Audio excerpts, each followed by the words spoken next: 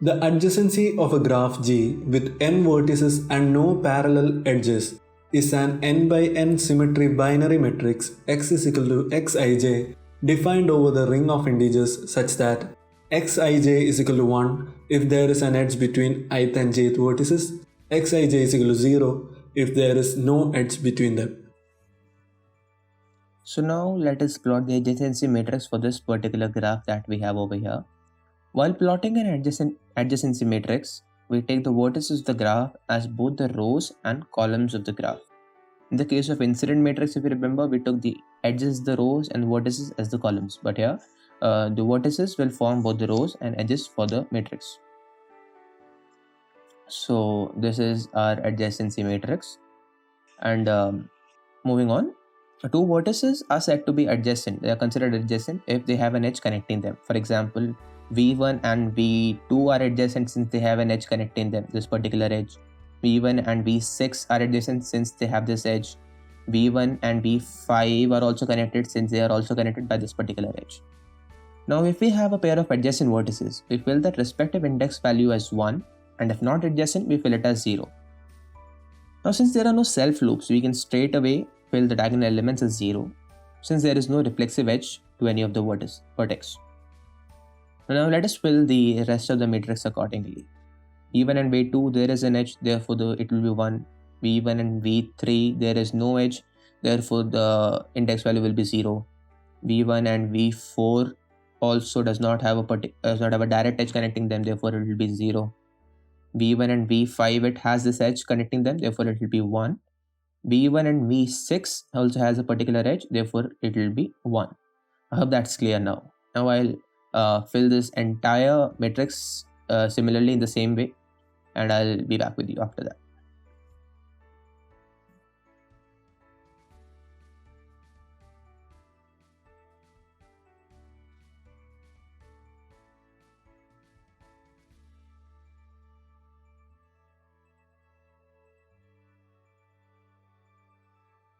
So this is the adjacency matrix for this particular graph. Now following are certain observations and properties of the adjacency matrix. The entries along the principal diagonal of the adjacency matrix are all zeros if the graph has no self loops. As we saw in this particular graph, there were no self loops on any of the vertices. That is why the principal diagonal elements were all zeros. Right? Now suppose if we had a particular let's suppose if we have a particular vertex which had a self loop, for instance, then what do?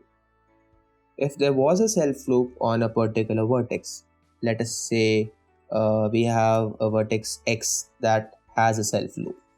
Alright, now if x has a self loop, that will correspond to that particular index value to being 1 instead of 0. That means that particular index value will be 1 and not 0. Next up, the definition of adjacency matrix according to the text that we follow makes no provision for parallel edges. That is why the adjacency matrix that we had defined earlier was for a graph without any parallel edges. But there are some authors who define a particular index value, let's say xij, as equal to the number of edges incident on both vertices I and j.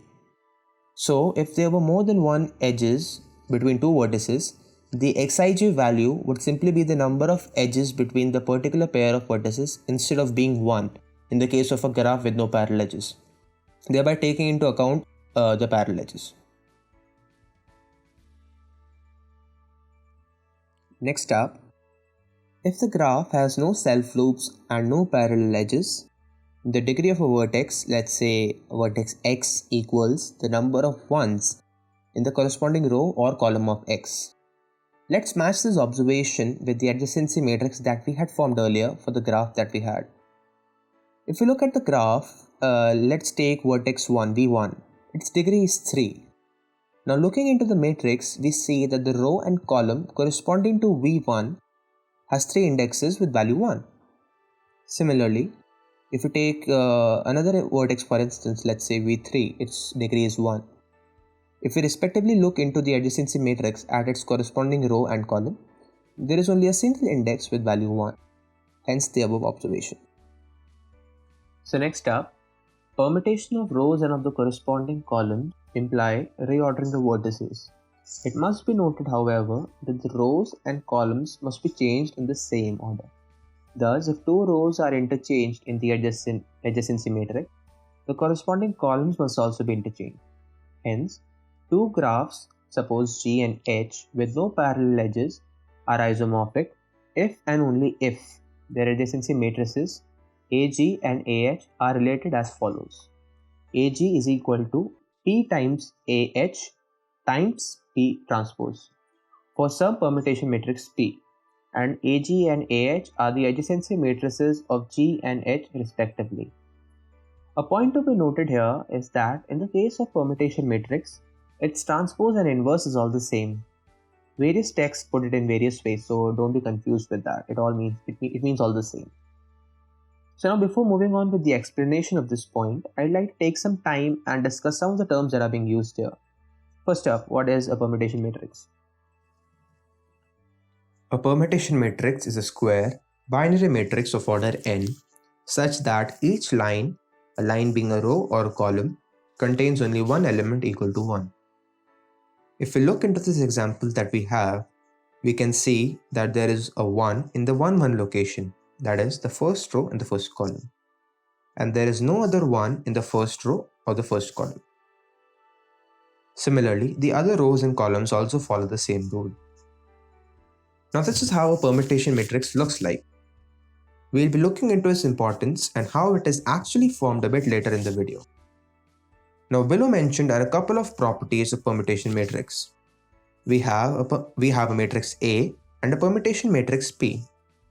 And when the matrix A and P are multiplied, we get the matrix B.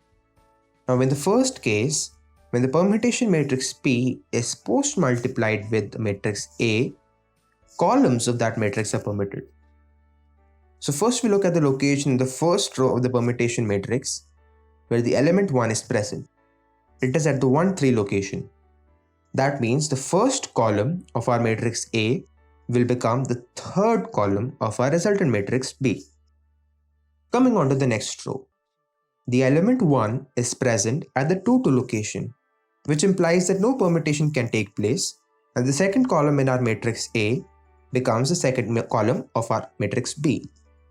Similarly, the next element 1 is present at the 3 1 location, which means third column of matrix A will become the first column of matrix B. So we saw that when the permutation matrix is post-multiplied, when it is post-multiplied with any other matrix, columns of that matrix are permuted. Column permutation takes place. In the second case, when the permutation matrix is pre-multiplied with any other matrix, row permutation takes place. But the permutation takes place in a slightly different manner as compared to the first case. We'll look into that now. Consider the same example as above. The element 1 is present at the 1 3 location, that is the first row, third column. So in column permutation, we saw that if the location is 1 3, the column 1 becomes the column 3 in the resultant matrix. But here, if the location is 1 3, the third row of matrix A becomes the first row of the resultant matrix B. You see, the permutation goes somewhat backward. Let's see the remaining permutations too. I hope it will be clear then. The second permutation remains the same. Since the location is 2 2, there's actually no permutation that can take place. The second row of A becomes the second row of B. In the next row of the permutation matrix, the one element is present at the 3 1 location. Therefore, the first row of the matrix A becomes the third row of the resultant matrix B. The permutation again went backward. So this is a simple way in which we can compute this multiplication process, which includes permutation matrices. I hope this is clear now. Now we have to show that the two graphs are isomorphic using their adjacency matrices. Assuming that you might already be familiar with what bijection function and isomorphism is, I'm not going to go much into its detail. So now let us take alpha, which is a bijection function from v of g to v of h, where v of g and v of h are the respective vertices set of the graph GNH. ഇവിടെ നമുക്കിനി നോക്കാനുള്ളത് എന്താണെന്ന് പറഞ്ഞാൽ നമുക്ക് രണ്ട് ഗ്രാഫിൻ്റെയും vertices മാപ്പ് ചെയ്യണം with respect to their order. Let's take one for example. Let's start with V1 of G. അതിൻ്റെ degree നോക്കാം നമുക്ക്. അതിൻ്റെ degree is 1. So we have to look for a vertex in H similar to V1 of G which has a degree of 1, and that is V5 of H. V5നും Hൽ V5ന് ഒരു degree ഉള്ളൂ, degree 1 ആണ്. So ആ രണ്ട് vertices നമുക്ക് മാപ്പ് ചെയ്യാൻ പറ്റും, V1 of G to V5 of H. So നമ്മൾ ഒരു വേർട്ടെക്സ് മാപ്പ് ചെയ്തു ഫ്രം G to H. അങ്ങനെ നമുക്ക് എല്ലാ വേർട്ടിസസും മാപ്പ് ചെയ്യണം. അത് ചെയ്യാൻ നമ്മൾ പറഞ്ഞ പോലെ ആദ്യം ഒരു വേർട്ടെക്സിൻ്റെ ഡിഗ്രി നോക്കുന്നു. Now it's possible that there might be multiple vertices in the other graph with the same degree. അപ്പോൾ അവിടെ ഒരു ഡയറക്റ്റ് മാപ്പിംഗ് നമുക്ക് ചെയ്യാൻ പറ്റില്ല. So there we have to follow that vertex and look at the next vertex to which it leads, and then what is the degree of that particular vertex. അത് കഴിഞ്ഞ് ആ particular vertex നമ്മുടെ മറ്റേ ഗ്രാഫിൽ, നമ്മുടെ H ഗ്രാഫിൽ എവിടെയാണ് അത് നോക്കണം. അങ്ങനെ എല്ലാം ചെയ്ത് കഴിയുമ്പോൾ we'll get that alpha can map the vertices 1, 2, 3, 4, 5 of G to vertices 5, 4, 1, 2, 3 respectively of H. A different notation for this is alpha equals in brackets 1, 5, 3 bracket close again in brackets 2, 4, which is mentioned here. Now this tells us that 1 maps to 5, 5 maps to 3, 3 again maps to 1, then 2 maps to 4, and 4 maps back to 2. This is known as cycle notation for the bijection function alpha. ഇത് വെച്ചാണ് നമ്മൾ നമ്മുടെ permutation matrix form ചെയ്യാൻ പോകുന്നത്. Will be doing that in A moment.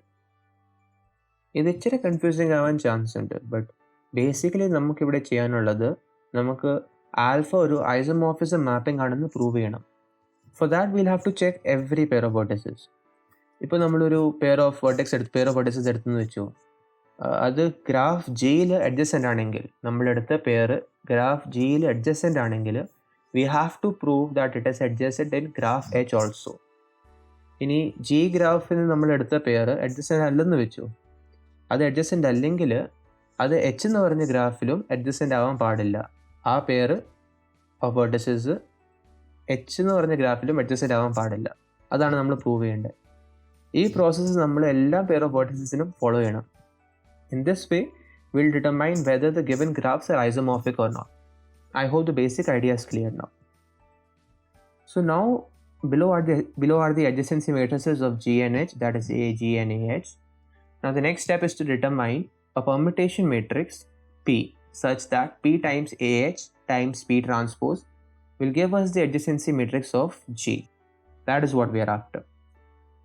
നമ്മുടെ ഈ permutation matrix essentially നമ്മൾ plot ചെയ്ത ബൈജക്ഷൻ ഫംഗ്ഷൻ ആൽഫ ആയിട്ട് ഈക്വലൻ്റ് ആണ്, which means if we are able to find a permutation matrix P, it will also be associated to alpha and vice versa. So since we have formed alpha, we can also form the permutation matrix too. Now remember that alpha equal to in brackets 1, 5, 3, 2, 4 അത് ഓർക്കുന്നുണ്ടല്ലോ, which means that 1 maps to 5, 5 maps to 3, 3 again maps to 1, and 2 maps to 4, and then 4 maps to 2. അത് നമ്മൾ ആദ്യം പറഞ്ഞ പോലെ തന്നെ. So following that only, in our matrix, for the first row, we'll put a 1 only in the 5th column. Since 1 follows 5, 1 maps to 5. We'll put a 1 only in the 5th column, and the rest will be zeros. For the second row, we'll put a 1 only in the 4th column, since 2 maps to 4, and the rest again zeros. We'll follow the same routine for the rest of the matrix too, and hence the permutation of the permutation matrix for the particular set of graph G and H will be obtained. That is the basic process how we determine the permutation matrix. So now all we have to do is perform the multiplication P times A of H times P transpose. We first find P times A of H, and then the result will again be multiplied with P transpose. So ഇവിടെ നമ്മൾ matrix multiplication ചെയ്യാതെ we can do the thing that we did previously in the video. If you guys remember how we did a pre-multiplication and post-multiplication with the permutation matrices.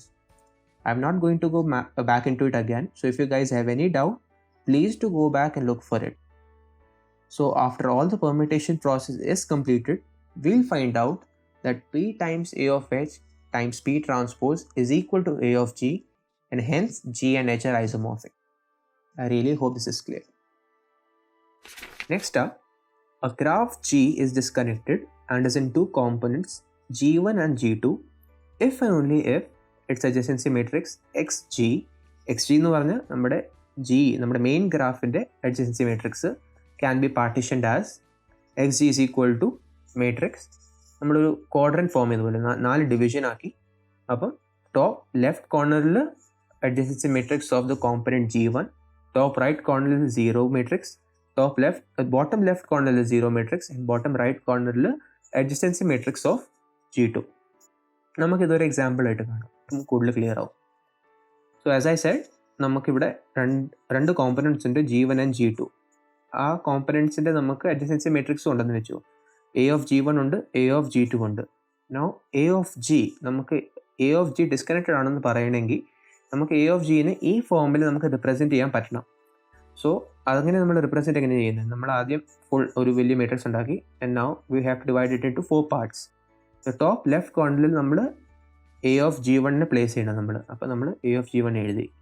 പിന്നെ നമ്മൾ കണ്ട പോലെ bottom right കോർണറിൽ നമ്മൾ A of G2നെ place ചെയ്യണം.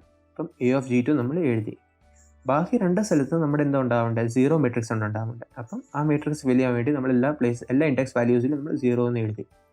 അപ്പം A of G ഇനി നമുക്ക് ഇങ്ങനെ റെപ്രസെൻറ്റ് ചെയ്യാൻ പറ്റുവാണെങ്കിൽ മാത്രമേ നമുക്ക് പറയാൻ പറ്റുള്ളൂ that G is disconnected and is in two components, G1 and G2. Next up, given any square, symmetric, binary matrix Q of order n, one can always construct a graph G of n vertices with no parallel edges, such that Q is the adjacency matrix of G. അപ്പോൾ ഇത് നമ്മൾ ഇതുവരെ പറഞ്ഞിരിക്കുന്നതിൻ്റെ സമ്മറിയാണ്. നമ്മളെന്തോ പറഞ്ഞേ, what is adjacency matrix? Adjacency matrix square matrix are symmetric ആണ്, ബൈനറിയും ആണ്. So if we have one such matrix Q of order n, we can construct a graph. നമുക്കൊരു graph ഉണ്ടാക്കാൻ പറ്റും with n vertices such that Q is the adjacency matrix of G.